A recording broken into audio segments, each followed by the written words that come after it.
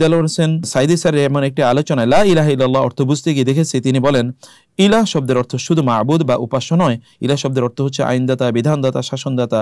আর doctor Zakaria স্যারের ভিডিওতে দেখেছি এটা রব অর্থ, আর ইলাহ অর্থ সত্য মাবুদ, যিনি ছাড়া ইবাদতের যোগ্য ইলাহের অস্তিত্ব আর কেউ নেই।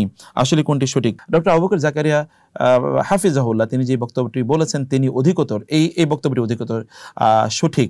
এই কারণে বলছি, কারণ ইলাহ শব্দের অর্থ আসলে হচ্ছেন আল মাবুদ, আল মালুহ, আলিহা ইয়া আলাহু, এর অনেকগুলো অর্থ আছে। তোমাদের একটা হচ্ছে ঝুঁকে যাওয়া, একটা হচ্ছে ভালোবাসা, আর হচ্ছে মানে আনুগত্য করা অথবা ইবাদত করা। ফলে ইলাহ শব্দের মূল অর্থ হচ্ছে ইবাদত করা। লা ইলাহা ইল্লাল্লাহ মানে লা মাবুদা আল হাক্কা ইল্লাল্লাহ, মানে আল্লাহ ছাড়া কোনো সত্য ইলাহা নাই, এটি একেবারে সত্য বক্তব্য। ফলে ইলাহ মানে যদি যার ইবাদত করা হয়। আর রব শব্দের অর্থ হচ্ছে তিনি বিধানদাতা এবং অন্যান্য যে বিষয়, তিনি সৃষ্টিকর্তা, তিনি আমাদের মানে বিধানদাতা এবং তিনি আমাদের রিজিক দাতা, এটা হচ্ছে রব শব্দের অর্থ। ফলে মূলত আরবের লোকেরা আল্লাহ সুবহানাহু ওয়া তাআলার ইবাদত করতেই মূলত তারা অস্বীকার করেছে। গোটা পৃথিবী জুড়েই যত নবী রাসূলদের মূল বক্তব্য ছিল ইলাহের প্রতি। ইলাহুন গায়রুল্লাহ, আল্লাহ ছাড়া কি কোনো ইলাহ আছে? মান ইলাহুন গায়রুল্লাহ, আল্লাহ ছাড়া কি ইলাহ আছে?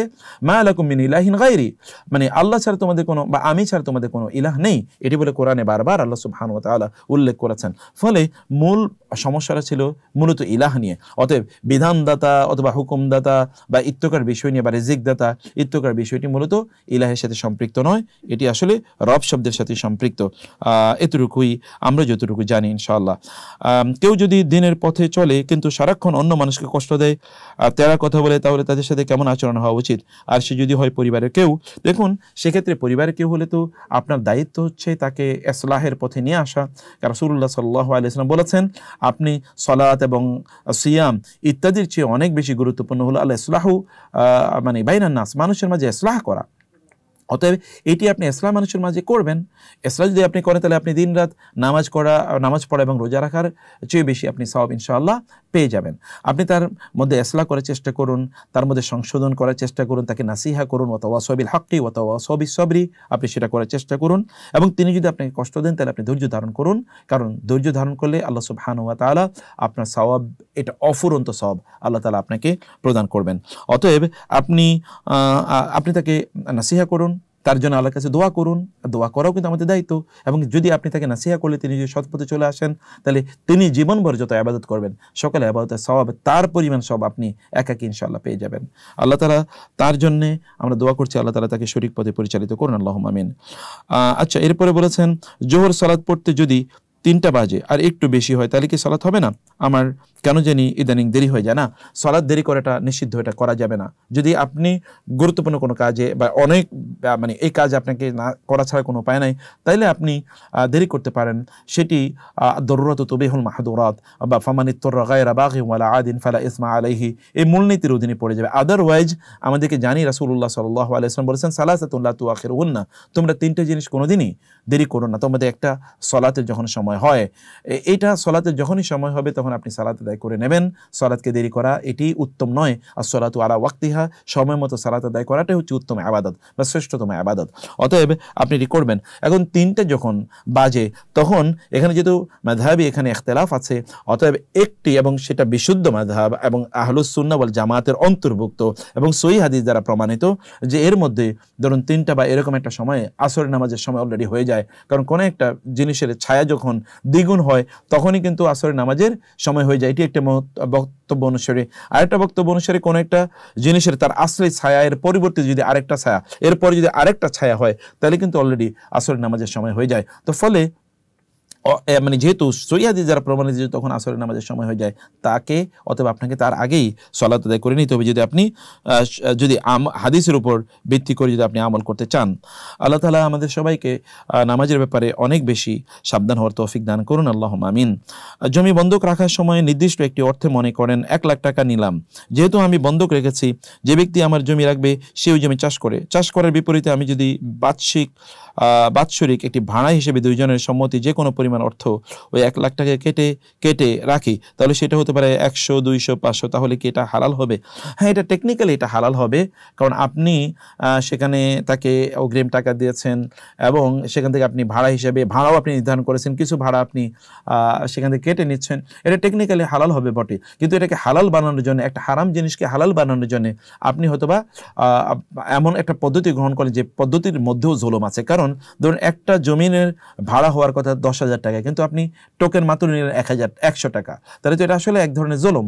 তো এই জুলুম যেন আমরা না করি, বরং এখানে যতটুকু ভাড়া হওয়া দরকার, ভাড়া একটু কম হতে পারে, যেহেতু আপনি তার কাছ থেকে একটু বেশি টাকা নিয়েছেন, একটু ভাড়া কম হতে পারে বটে, কিন্তু ভাড়া এমন যেন না হয় যে এটাকে হালাল বানানোর জন্য আমি একটা ছুতা বা একটা অজুহাত গ্রহণ করলাম। যদিও আমরা জানি যে হিলা বা বিভিন্ন পদ্ধতি কৌশল গ্রহণ করেই জিনিসকে হালাল বানানো হয়। যেমন আমরা জানি যে সুদ হারাম, কিন্তু ব্যবসা করা হালাল, ব্যবসার অংশ দেওয়া যায় কিন্তু সুদের অংশ দেওয়া যায় না, এটা বটে। টেকনিক্যালি আপনার জিনিসটা হালাল হয়ে যাবে, কিন্তু এখানে একটা জুলুমের মাত্রা এখানে থেকে যাবে, সেটা অ্যাভয়েড করা আমাদের দরকার। আপনি ধরুন যতটুকু হয় তার চেয়ে একটু কম দেবেন, কিন্তু এটা যেন বন্ধকি, এটাকে বা ওই যে আপনি কট নিয়েছেন, কটটাকেই আপনি মূলত ঠিক রাখলেন, কিন্তু এর মধ্যে অসামান্য একটু অন্য কিছু করলেন, এরকম যেন ব্যাপারটা না হয়ে যায় ইনশাআল্লাহ। শুধু একে অপরের প্রয়োজনের জন্য পরিবারের সদস্যদের সাথে কথা হয়, তাছাড়া কোনো আন্তরিকতার সম্পর্ক নেই, এতে কি আত্মীয়তার সম্পর্ক ছিন্নকারী তালিকায় পড়বে?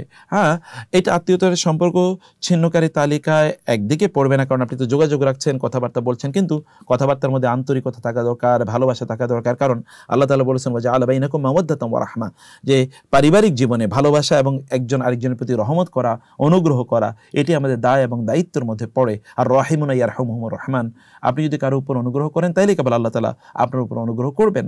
সে কারণে এখানে ভালোবাসা এবং অনুগ্রহ এটি আমাদের থাকা দরকার। এটি যদি না থাকে তাহলে এটা একটা সর্ট অফ ধরনের হিপোক্রেসির মতো হলো। এটা এক ধরনের, এটা একটা জীবন, কিন্তু এই জীবনে আপনি কোনো স্বাদ পাবেন না। এই কারণে সাহাবায়ে কেরাম রাদিয়াল্লাহু তাআলা আনহুম, তারা তাদের আত্মীয়-স্বজন অথবা বন্ধু-বান্ধব, তাদের সাথে সময় কাটানো, দ্বীনি বিষয়ে আলোচনা করাটাকে তারা তাদের ঈমানের অন্যতম গুরুত্বপূর্ণ একটা কাজ হিসেবে তারা মনে করতেন। সে কারণে আমরা বলবো যে আপনাদের আন্তরিকতা বাড়ান, যে কারণে আন্তরিকতা নষ্ট হয় সেই বিষয়গুলো আপনারা বোঝার চেষ্টা করুন। একজন কিশোর বয়সী ছেলে কিভাবে পরিবারের মানুষদের নাসিহা করবে? পরিবারের নাসিহা করার আপনার 3টা মাধ্যম বলছি। একটা মাধ্যম হলো আপনি যতটুকু জানেন, আপনার জ্ঞানের মাত্রা আপনি বাড়িয়ে দিন, পড়াশোনা অনেক বাড়িয়ে দেন, ওই পড়াশোনার উপর ভিত্তি করে আপনি নাসিহা করবেন। 2 নম্বর বিষয় হচ্ছে আপনার পরিচিত আলেমদেরকে আপনি বাসায় দাওয়াত করুন, তাদের মাধ্যমে আপনি তাদেরকে নাসিহা করার চেষ্টা করুন। 3 নম্বর হচ্ছে আলেমদের বা উলামায়ে কেরামের যে সকল লেকচার আছে অথবা তাদের যে বইগুলো আছে, এগুলো তাদেরকে গিফট প্রদান করুন, হাদিয়া প্রদান করুন। লেকচারগুলো তাদেরকে দিন, মানে ইউটিউবের লিঙ্ক অথবা ধরুন সোশ্যাল মিডিয়ার লিঙ্ক তাদেরকে দিন, হোয়াটসঅ্যাপ এবং অন্যান্য যে সকল অ্যাপস আছে, অ্যাপসের মাধ্যমে তাদের কাছে শেয়ার করুন, তারা সেগুলো শুনুক, অথবা বাজার থেকে যে সকল বইগুলো বিশুদ্ধ, এই সকল বইগুলো তাদেরকে দিন ইনশাআল্লাহ। রাতের শেষ তৃতীয়াংশে আল্লাহ সুবহানাহু ওয়া তাআলা নিকটবর্তী আকাশে অবতরণ করার বিষয়টি নিয়ে আমাদের আকীদা কেমন হবে? এই বিষয়টি নিয়ে স্বচ্ছ ধারণা না থাকায় বিভিন্ন প্রশ্ন আসে। আল্লাহ কি সত্যাগতভাবে অবতরণ করেন, নাকি তার রহমত বর্ষিত হয়? আর আল্লাহ তাআলা আরশের ঊর্ধ্বে থাকার প্রেক্ষিতে এই বিষয়টির প্রতি কিরূপ আকীদা পোষণ করতে হবে? দেখুন, আল্লাহ সুবহানাহু ওয়া তাআলা তিনি আল ইস্তিওয়া, যেটা ইমাম আহমদ ইবনে হাম্বল সে বিখ্যাত কথা, আল্লাহ তাআলা তিনি আরশে তিনি উন্নত হয়েছেন অথবা আরশে তিনি উঠেছেন, এই কথা তো একেবারে কোরআন কর্তৃক এটা প্রমাণিত, এটা হাদিস কর্তৃক প্রমাণিত, অসংখ্য দলিলের মাধ্যমে এটি প্রমাণিত, অথবা এটি অস্বীকার করার কোনো উপায় আমাদের নাই, আমাদের নাই। আল ইস্তিওয়া মা'লুমুন, আমরা জানি যে আল্লাহ তাআলা আরশে উঠেছেন, কিন্তু ওয়াল কাইফিয়াতু মাজহুলুন, কিভাবে তিনি উঠেছেন এটি আমরা জানি না। ওয়াস সুআলু আনহু বিদআতুন, এই ব্যাপারে কোনো প্রশ্ন করে এটা বেদাত, এবং এটাকে অস্বীকার করা অথবা ধরুন এটাকে এর ব্যাপারে কোনো সন্দেহ পোষণ করে কুফরুন, এটিকে কুফর, অথবা এটা করা যাবে না। এই ব্যাপারে আমাদেরকে চুপ থাকতে হবে। এই ব্যাপারে আমরা যতটুকু জানি ততটুকুই কেবলমাত্র আমরা বিশ্বাস করব, তিনি উঠেছেন, ব্যাস। 2 নম্বর বিষয় হচ্ছে তিনি আল্লাহ সুবহানাহু ওয়া তাআলা প্রথম আকাশে তিনি নেমে আসেন, এটি সহিহ হাদিস দ্বারা প্রমাণিত। আল্লাহ সুবহানাহু ওয়া তাআলা প্রথম আকাশে নেমে আসেন, এটিকে সত্যগতভাবে নেমে আসেন নাকি তিনি তার কুদরতিভাবে নেমে আসেন আমরা কিছুই জানি না। কারণ হাদিস যেহেতু এসেছে ইয়ানজিলু রাব্বুনা তাবারাকা ওয়া তাআলা ইলা সামাইদ দুনিয়া হিনা ইয়াবকা সুলুসুল লাইলিল আখির, যখন রাতের শেষ তৃতীয়াংশ বাকি থাকে তখন তিনি প্রথম আকাশে নেমে আসেন। কিভাবে নেমে আসেন আমরা আমরা জানি না। আমাদের নেমে আসার যেহেতু বক্তব্যটি সহিহ হাদিস দ্বারা প্রমাণিত, আল্লাহর রাসূল এটা আমাদেরকে বলেছেন, অথবা এতটুকু পর্যন্ত আমাদের সীমাবদ্ধতা। আল্লাহ সুবহানাহু ওয়া তাআলা তিনি নেমে আসা এর মানে কি, তিনি কুদরতিভাবে নেমে আসেন, তিনি তাহলে টাইম ফ্রেমের ইস্যু আপনি বলেন, এটা যদি হয় তাহলে বাংলাদেশের রাত, অন্য দেশের রাত। আমাদের সমস্যা হলো যে আমরা সব কিছুকে আমাদের সীমাবদ্ধতার আলোকে আমরা বোঝার চেষ্টা করি, অথবা সব কিছুকে পৃথিবীর সীমাবদ্ধতার আলোকে বোঝার চেষ্টা করি। পৃথিবীর এটার টাইমিং নির্ধারিত হয় সূর্যের উপর ভিত্তি করে। সূর্য পৃথিবীর চারপাশে 24 ঘন্টা একবার ঘুরে আসে। ঠিক এই কারণে আমরা 24 ঘন্টা দিন রাত হতে দেখি, কিন্তু যেখানে সূর্য নাই, মানে সৌরজগতের বাইরের অংশে, সেই জায়গাগুলোতে দিন এবং রাত কিভাবে নির্ধারিত হয় বলুন তো? অথবা সেখানে কয় ঘন্টায় দিন রাত হয়, এটা তো আমরা জানি না। এটা আমাদের জানার কোনো উপায়ও নাই। এমনকি আপনি জানেন, ওয়াইন্না ইয়াওমান ইনদা রাব্বিকা কাআলফি সানাতিন মিম্মা তাউদ্দুন, আল্লাহ তাআলা বলেছেন তোমাদের 1000 বছর আল্লাহর কাছে একদিন, আল্লাহর কাছে একদিন। শুধু তাই না, আমরা জানি যে আসহাবে কাহাফকে তিনি 309 বছর ঘুম পাড়িয়ে রেখেছেন। ঘুম থেকে ওঠার পর তারা বললেন, মানে আমরা লাবিসনা ইয়াওমান আও বা'দা ইয়াওম, আল্লাহ তাআলা উযাইর আলাইহিস সালাতু ওয়াস সালামকে 100 বছর ঘুম পাড়িয়ে রাখলেন। তাকে যখন জিজ্ঞেস করে কাম লাবিস্তা, ক্বালা লাবিস্তু ইয়াওমান আও বা'দা ইয়াওম, তুমি কতদিন এখানে ছিলে? তিনি বলেন একদিন অথবা আধা দিন। বা লাবিস্তা মিয়াতা আম, আল্লাহ তাআলা বলেন বরং তুমি 100 বছর এখানে তুমি ঘুমিয়েছিলে। এই যে আমরা তো দুনিয়ার মানদণ্ডে আমরা আসলে সময় কিছু বুঝি না, তো ফলে সময়কে আল্লাহ সুবহানাহু ওয়া তাআলা তিনি তো স্রষ্টা, সময় হলো তার সৃষ্টি, অতএব সময়কে আল্লাহর সাথে এভাবে আমরা কম্প্যারিজন করা অথবা আল্লাহ সুবহানাহু ওয়া তাআলাকে সময়ের ফ্রেমে রেখে বোঝার কোনো ইস্যু মানে ক্ষমতা আমাদের এবং কোনো পারমিশন আমাদের নাই। সেই কারণে আল্লাহ সুবহানাহু ওয়া তাআলা নেমে আসেন, এটি আল্লাহ সুবহানাহু ওয়া তাআলাই জানেন কিভাবে তিনি এটি করেন। এতটুকু পর্যন্ত আমাদের আকীদা থাকবে, আর এর বাইরে আমাদের কোনো বিষয় থাকবে না। আপনি দেখুন, এর বাইরে আমাদের কোনো আলোচনাই থাকবে না। এবং এছাড়াও আপনি দেখেন টাইম, যেমন আইনস্টাইন পর্যন্ত বলেছে, মানে টাইম বলতে আসলে কি এটা আমি বুঝি না। There is no standard time, every time is local. Standard time বলতে কোনো কিছু নাই। ফলে আল্লাহ তাআলা নেমে আসেন মানে কখন নেমে আসেন, মানে এটা কি বাংলাদেশের রাত, নাকি আমেরিকান রাত, নাকি অন্য দেশের রাত, নাকি অস্ট্রেলিয়ান রাত, এটি আপনি বলার কোনো সুযোগই নাই। কারণ আপনি দেখুন আল্লাহ সুবহানাহু ওয়া তাআলা জান্নাতের কথাই তিনি বলেছেন, যে কিয়ামতের মাঠের কথা তিনি বলেছেন, একদিন হচ্ছে 50,000 ইয়ারজুল মালায়েকাতু ওয়ার রূহু ফি ইয়াউমিন কানা মিকদারুহু 50 আলফা সানা। 50,000 বছরের দুনিয়ার হিসাবে, এই মানে আখিরাতের একদিন অথবা কিয়ামতের একদিন, তাহলে সেটা কিভাবে হিসাব হবে আসলে আমরা একেবারেই জানি না। অতএব বিষয়টি আল্লাহর ব্যাপারে তিনি আমাদেরকে যা বলেছেন অথবা তার রাসূল যা বলেছেন, তার বাইরে আমাদের জানার কোনো উপায় নেই। সে কারণে আমরা অতটুকু পর্যন্ত সীমাবদ্ধ থাকাই আমাদের দায় এবং আমাদের দায়িত্ব। আচ্ছা, বলেছেন অনেক সময় এমন হয় যে ঘুম থেকে উঠে ওযু করার পর ফজর নামাজ পড়ার সময় নাই, সূর্য উঠতেছে, তখন নামাজ পড়া যাবে কি? নামাজ পড়া না গেলে কখন পড়বো? আরেকটা প্রশ্ন, আমাদের মসজিদে জামাতে ফজর নামাজ পড়ার পর অনেকে সুন্নত নামাজ পড়ে, ফজরের ফরজ নামাজের পর কি সুন্নত নামাজ পড়া যায়? যদি আগে সুন্নত নামাজ না পড়তে পারি তখন কি পড়া শরিয়া সম্মত? দেখুন, আপনি যদি দেখেন যে ঘুম থেকে আপনি যখন উঠেছেন, উজু করেছেন এবং তখন সূর্য উঠে গিয়েছে, তখন আপনার এই যে নামাজ না পড়াটাই, অর্থাৎ আপনার তখন ফরজ নামাজ না পড়াটাই আপনার জন্য উত্তম, অধিকতর উত্তম। কারণ হাদিস এসে মান আদরাকা রাকাআতাম মিনাল ফাজরি ক্বাবলা আন তাতলু আশ-শামসু ফাকাদ আদরাকা সলাতা, কেউ যদি সূর্য ওঠার আগে 1 রাকাত নামাজ পায় তাহলে সে নামাজ পেল। কিন্তু আপনি তো সূর্য ওঠার আগে 1 রাকাত পাননি, আপনি তো পাননি। ফলে আপনি ওযু করেছেন, আপনি প্রিপারেশন নিয়েছেন, সত্য আপনি প্রিপারেশন নিয়ে তাসবিহ তাহলিল পড়তে থাকুন।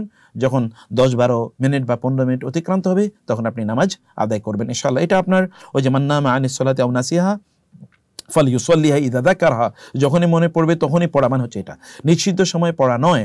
আপনি যদি 1 রাকাত আগে পেতেন, এরপরে নিষিদ্ধ সময়ের মধ্যে আপনি ঢুকে যেতেন, তাহলে কোনো সমস্যা থাকতো না ইনশাআল্লাহ। আর যখন আপনি ফজর নামাজে যাবেন, যদি দেখেন যে অলরেডি ইমাম নামাজ শুরু করে দিয়েছে, তখন আপনি সুন্নাহ আদায় করবেন না। সুন্নাহ আদায় আপনি পরে করতে পারেন। কখন আপনি পরে করতে পারেন? যদি আপনার সম্ভাবনা থাকে যে আপনি ফজরের নামাজের পর আপনি ঘুমিয়ে পড়বেন বা অন্য কাজে ব্যস্ত হয়ে যাবেন, আপনি আর সুন্নাহ আদায় করতে পারবেন না, তখন আপনি সুন্নাহ আদায় করে নেবেন। আদারওয়াইজ আপনি ইনশাআল্লাহ সূর্য ওঠার 13-15 মিনিট পরে আপনি সুন্নাহ আদায় করে নিতে পারবেন ইনশাআল্লাহ।